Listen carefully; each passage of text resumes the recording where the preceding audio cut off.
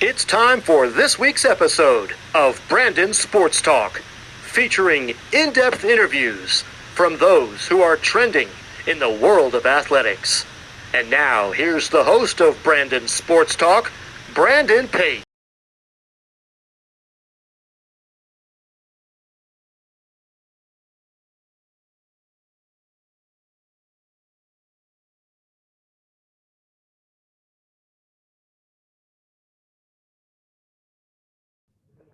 Welcome back to Brandon Sports Talk. In today's episode, I have the privilege to interview the Wofford head baseball coach, Todd Intergado. How are you doing today? I'm doing well, Brandon. Thanks for having me on. Can you talk about how you got started coaching college baseball? Sure. So I got done playing. I played through college, and then I played half a year, a third of a year of independent baseball in Evansville, Indiana.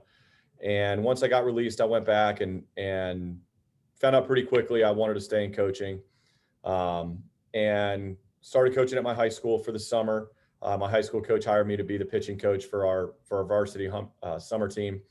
And then from there, I just decided I didn't want to do it in high school. I wanted to try to start in college. And so I reached out to where I played at UNC Asheville.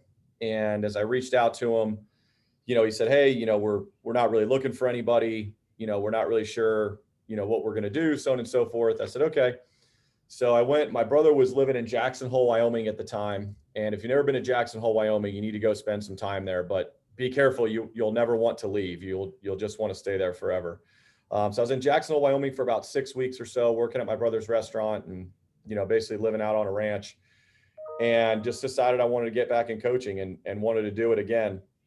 And so I called my same coach at Asheville. He was the assistant when I was there playing, and then he had taken over as the head coach. And I knew they had a spot open on their staff, a volunteer spot, but I knew they had an open spot.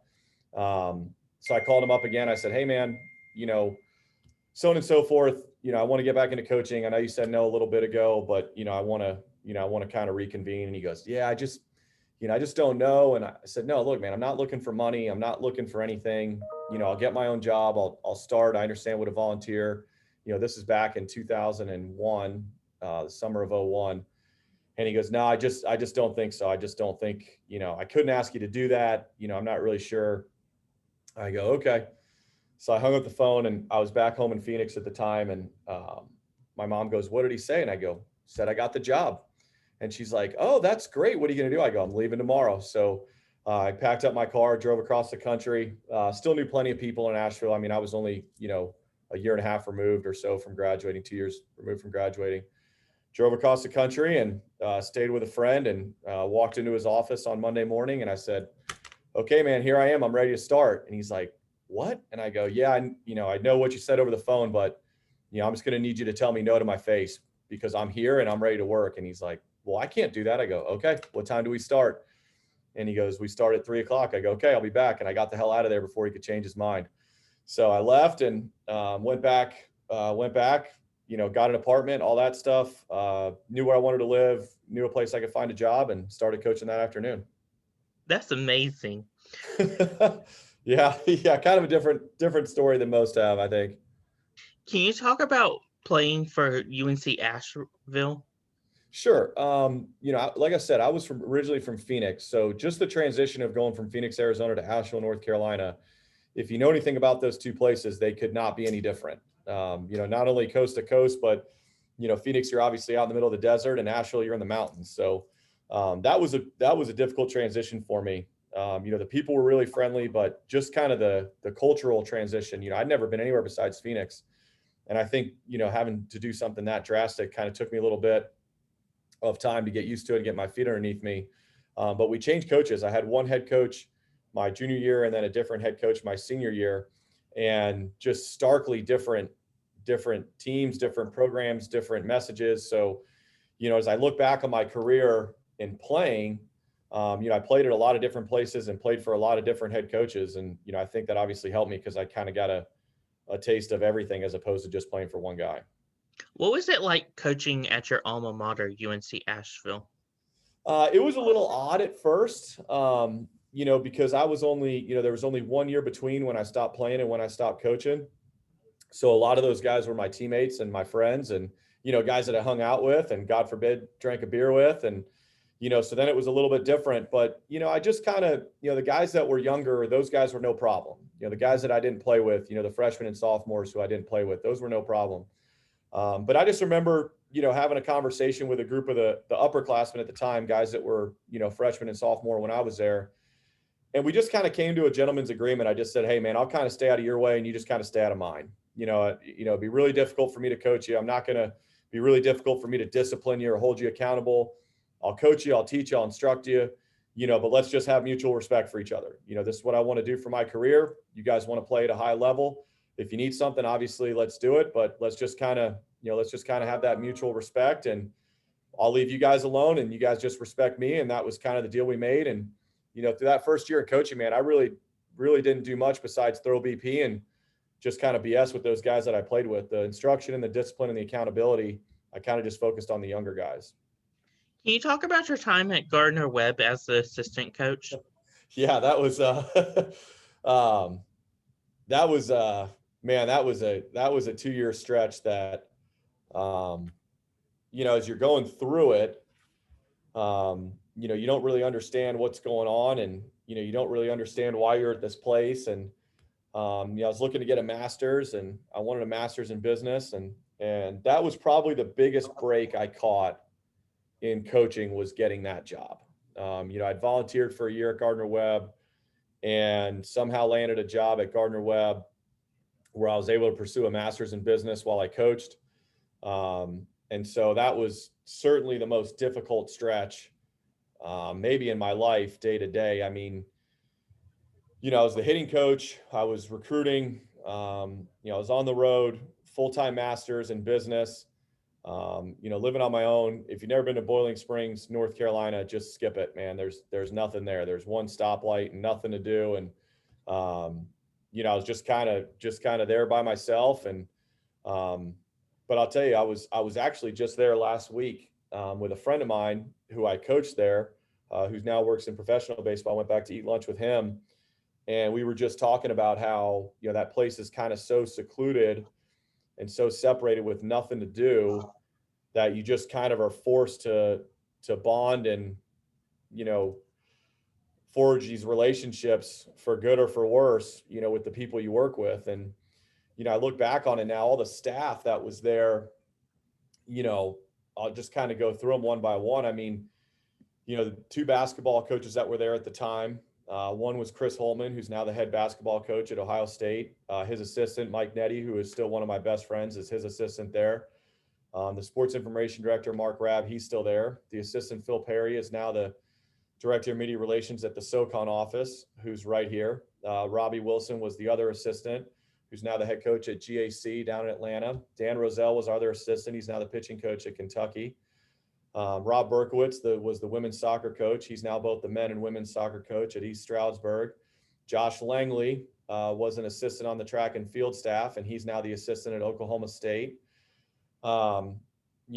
Kevin Mounts and Tony Setzer and all these people that we hung out with and, played cards with and, went to dinner with. I mean, it's just like the tentacles of these guys are just everywhere. And, those relationships are, like I said, they're still there. I mean, my wife and I, during the quarantine, when everybody was kind of on lockdown, my family's still in Phoenix, and we got 2 young girls, they're 6 and 5. And we decided just to drive across the country and go visit my family and, just kind of quarantine with them for 3 weeks or so. Well, halfway there is Stillwater, Oklahoma. So, Josh was a guy that I met at Gardner-Webb, just kind of around him all the time. And the next thing you know, we're driving back from Phoenix to Greenville, and we stop in Stillwater, Oklahoma for 2-3 days and sit with him and his family and their kids. And, just those relationships, it was just such an odd experience, but it was so unique. And all those people I mentioned, man, I still talk to regularly. And that was one group in a 2-year stretch that we were all there together. It's just crazy how that 2 years passed. That's wonderful that you built such a great bond with them. Yeah, no doubt. Can you talk about the culture that you've built at Wofford? Yeah, I mean, this is a unique place. I'm staring out the window right here. I'm looking, looking over the grounds of the college from my office. And, for those people that don't know much about Wofford, this is a small, 1,800 students, private, liberal arts, very expensive. Everybody lives on campus, all 4 years, residential college. And, Spartanburg has developed into a phenomenal southern town. And the downtown area is really quaint and really neat, and a lot of great restaurants and eateries and bars and coffee shops. But you're kind of in this, and I know the phrase bubble is now popular, right? But, we've always called Wofford its own little bubble since I've been working here. And, so really what, when you first, at least in my opinion, when you first get anywhere, of course, every coach has core principles and values and things that they think are non-negotiables. And however, I think every good coach will tell you that you have to adapt to your atmosphere. The way I coached at Gardner-Webb was a little bit different than the way I coached at UNC Asheville, and a little bit different than the way I coach here at Wofford. And because there's just certain clientele that just fit everywhere. And, this is like I said, this is a high academic, very expensive private school. And the challenge that we've had as a coaching staff since I've been here is you have to be able to create a blue collar work environment inside of your program in a white collar atmosphere. These guys that we are coaching are extremely intelligent. They go on to be very successful, earn very good incomes, lead very, very prestigious lives. But while they're here, you really kind of need to forge that union worker mentality and that, kind of blue collar manual labor mentality inside the program. And that's really a constant challenge that we fight, really week to week and year to year. So we've tried to do that. And, this is my 16th year here overall, 14th as our head coach. And, I think when I first got here, I would tell you that, it was the challenge to get it there, which we did, but, you can never let go of that. You have to, it's a daily battle that we have to fight as coaches to continue to implement what mindset we want our guys to have and how we want them to work. And it kind of sounds cliche, but as soon as you take your eye off it for a little bit, you can see it start to slip, and, you just got to kind of to recalibrate everybody. Can you talk about some of the accomplishments that you've achieved since being the head coach? Sure. I think, the second thing, the number 2 rate thing I am most proud of is we've been able to flip this from a losing program to a winning program. That's the second thing I'm most proud of. The thing I am most proud of is after we did that, our sustained success. That is the thing I am most proud of is, typically at a mid-major, especially at a smaller school like us, you can see this kind of increase, and then there's a drop off, and then there's an increase, and then there's a drop off. Once we got to this level, we've been able to stay at that level for the last 5 to 7 seasons. I saw a stat not too long ago. I think Baseball America put it out. It was in the last 5 seasons, we are only one of 2 teams in our league to finish above 500 in conference play every single season. And I think that is a statistic to quantify what I'm talking about. But the fact that we just have not had that drop off and we've had sustained success has been really what I am most proud of. The professional players that this program has been able to turn out, the individual records, the team records, we have been very fortunate. We have basically rewritten the record book at Wofford College for individual and team records.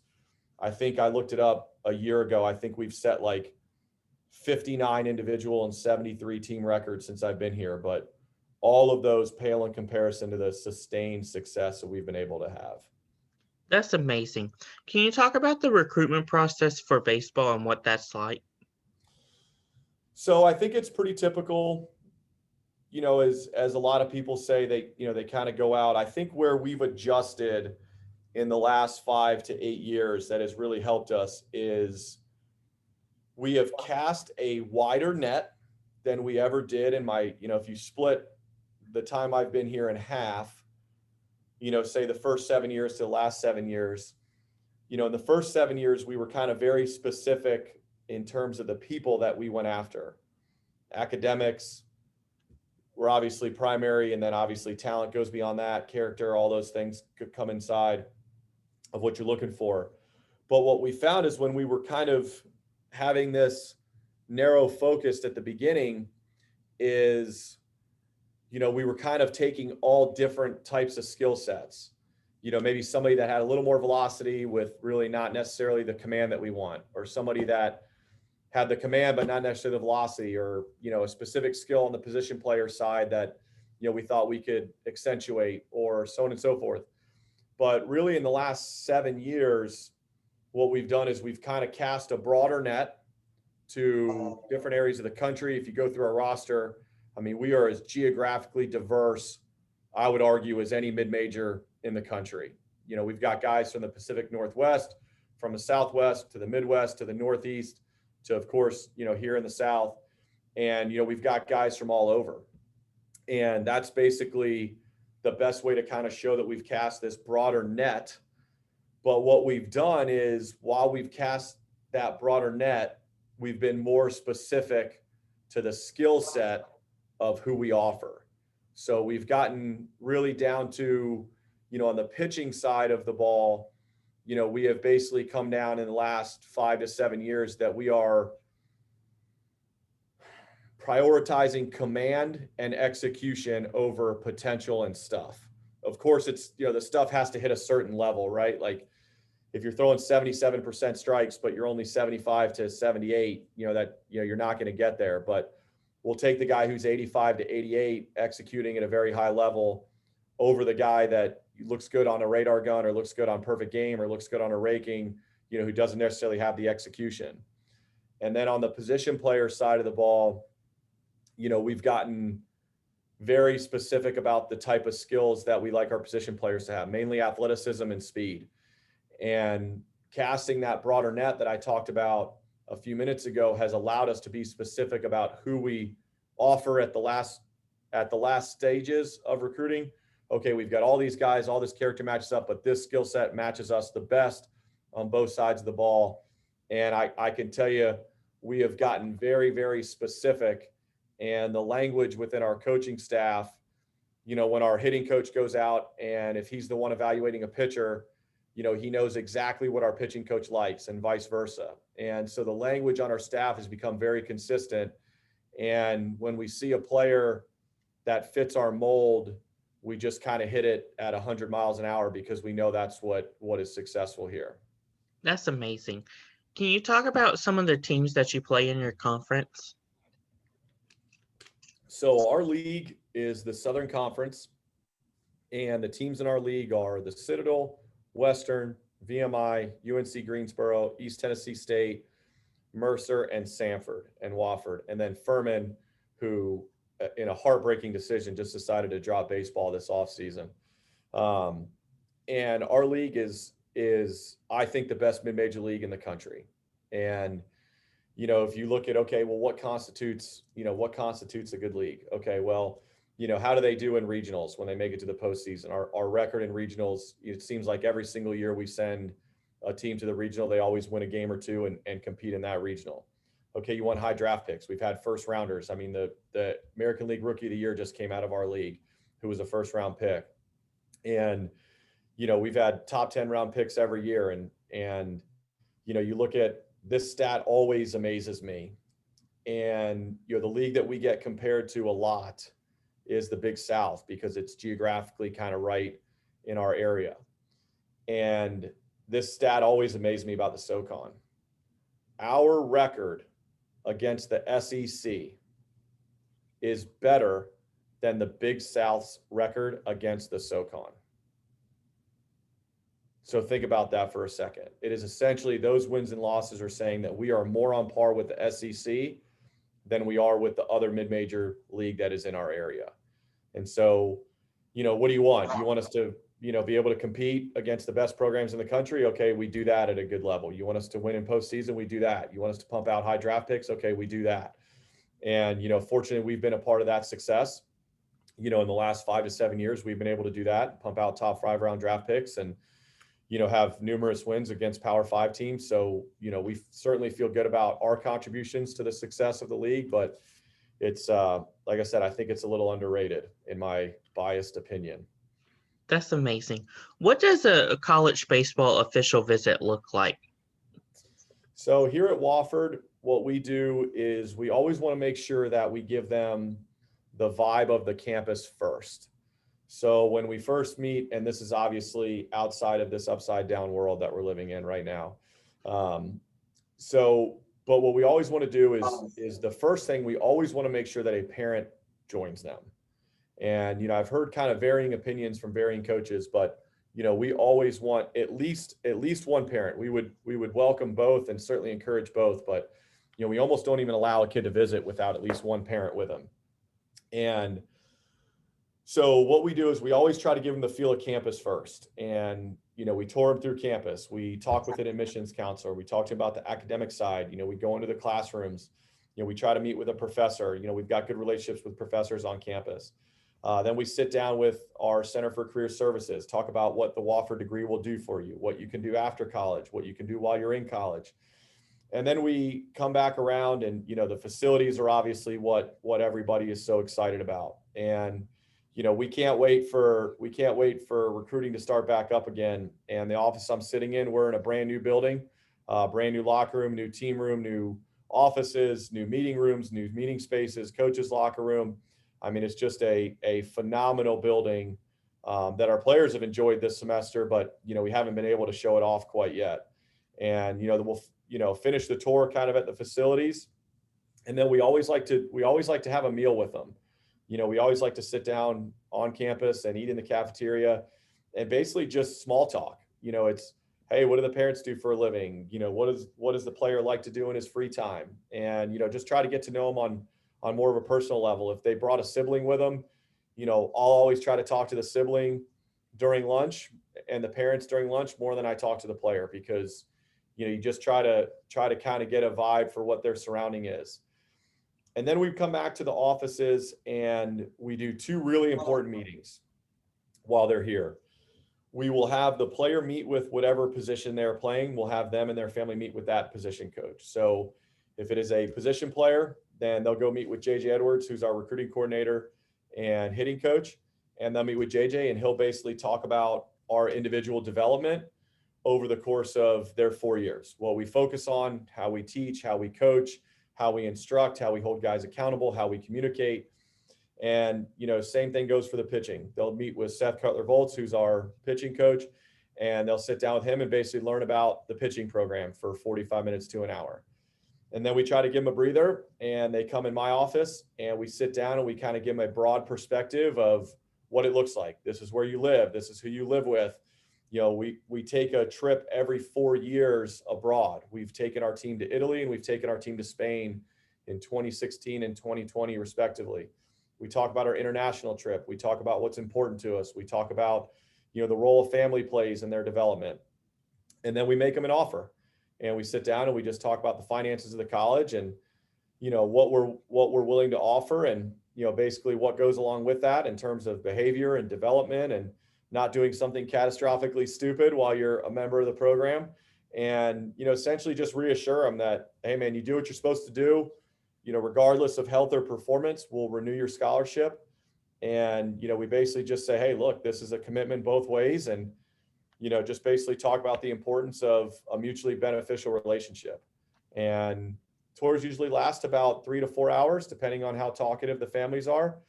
And I feel like when they leave, they've got a really good feel for us as coaches. And, we've got a good feel for them. And, we always want to make sure that all the coaches are involved in the visit, because it's just not, as you go through, maybe Seth is having a conversation with a dad and JJ's having a conversation with a mom and I'm talking to the player or the sibling. And then you just know those conversations are kind of rehashed and reconvened when they get back home. Hey, I saw you off talking to the pitching coach for 20 minutes by yourself. What was that conversation like? And so it's just kind of all encompassing. And, we like to do the tours kind of as a group as opposed to one coach, really taking the reins. That's amazing. And that's amazing that you go off to travel to to different parts of the world with your team. If you ever get bored, or anybody listening ever gets bored, just go on our Instagram account in January of 2020, and we let our guys take over as we toured different cities in Spain. And our guys did a really, really good job of kind of being walking tours on the Instagram account. And it's the best thing we do. It's the best thing we do in our program. That's amazing. What advice would you give upcoming high school athletes looking to get into college baseball? There's so much advice that needs to be given. I think what I want to talk about is, once you get here, what makes you successful and what makes you sustainable. Okay, because the path for people to get here is so different. Some people do travel balls, some people do Legion balls, some people do showcases, some people do video. So I think my one piece of advice that I'd like to convey to players is, when you get to campus and you get on the field and you get in the locker room, what you're going to notice is it takes all kinds to be successful. You know, there's guys that hit for power. There's guys who run really fast. There's guys that throw hard. There's guys that, you know, have excellent command. And what the player needs to keep in mind is, the college has recruited you for your skill set, what you do well. And where we see guys struggle, whether it's early, you know, as soon as they get on campus or maybe in their freshman season, is they almost have this unconscious desire to become like somebody else around them. Hey, I've got here, and, you know, this guy's one of the best hitters at Wofford, and I'm going to kind of watch him and see what he does. And while there's value in that, no two players are identical, and no two players are successful in identical forms and fashions. And the piece of advice that we try to give our players, that I would give every player as they get to college, is be yourself, do what makes you comfortable, and focus on what has gotten you there. If you're really good at hitting the ball the other way and you're a high on base percentage player, be that. If, of course, you want to evolve and you want to, you know, add some more power to your game in this instance, of course, man, there's value in that. But when it hits the fan, go back to your strengths and go back to what you do well. Be yourself, both in terms of personality and in terms of a player. If you're a talkative kid, be talkative. If you're a quiet kid, be quiet. And just kind of establish your routines and what makes you successful. It's the player's job to communicate with the coaches what they do well and why they are successful, and what mindset they're in when they're going at their best. It's the coach's job to kind of give a window into, okay, this is what college baseball looks like. This is what it's going to take for you to be successful. This is what you're going to need to learn in order to take your skill set and transpose it into the college baseball landscape. And so it just kind of goes back to that mutually beneficial relationship between coaches and players. But, you know, to surmise it, my biggest piece of advice when guys get to campus is just be yourself, man. You know, play to your strengths, do what got you there, and act the way that makes you the most comfortable. That's amazing. What advice would you have upcoming college coaches looking to get into the industry? So I think there's a progression for college coaches that needs to go through. So once you break in, the first thing that needs to establish is your willingness to work. You have to show work ethic. And when you first break in, typically the tasks that you're assigned are not what you dream about at night.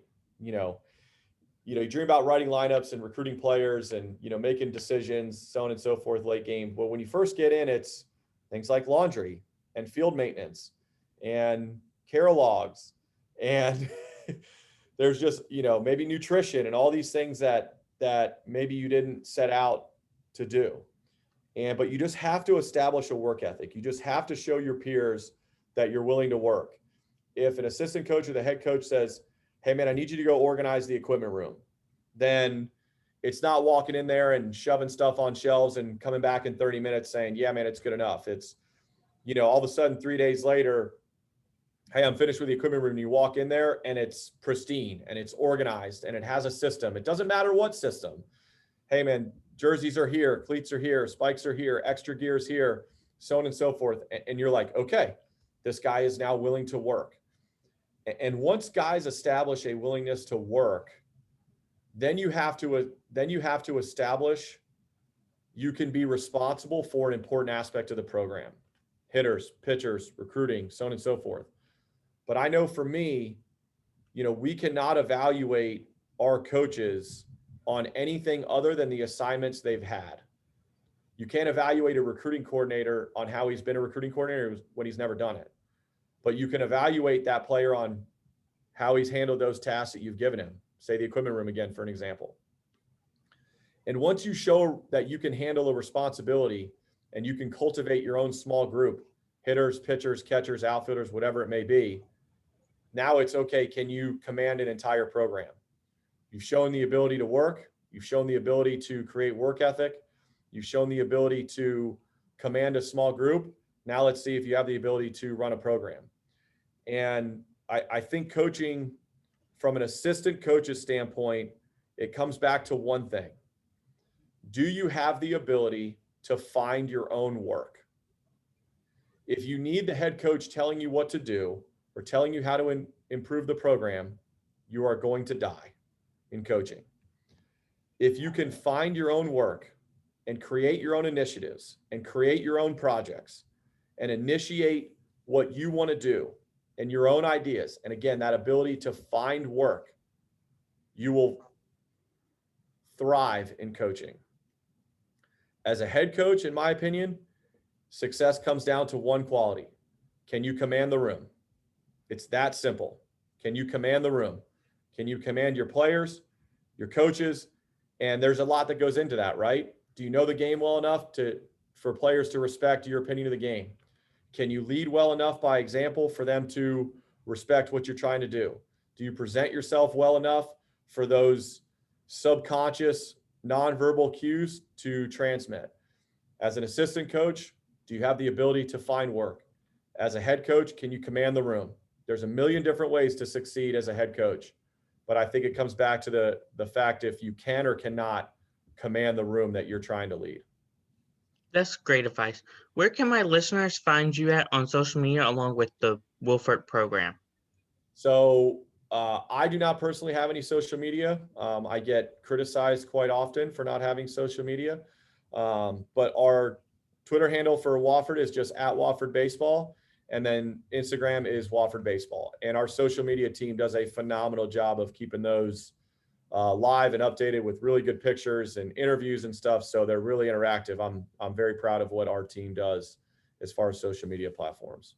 That's amazing. Thank you again, Coach, for your interview, and best of luck at Wofford this upcoming year. All right. Thanks, Brandon. You did a great job.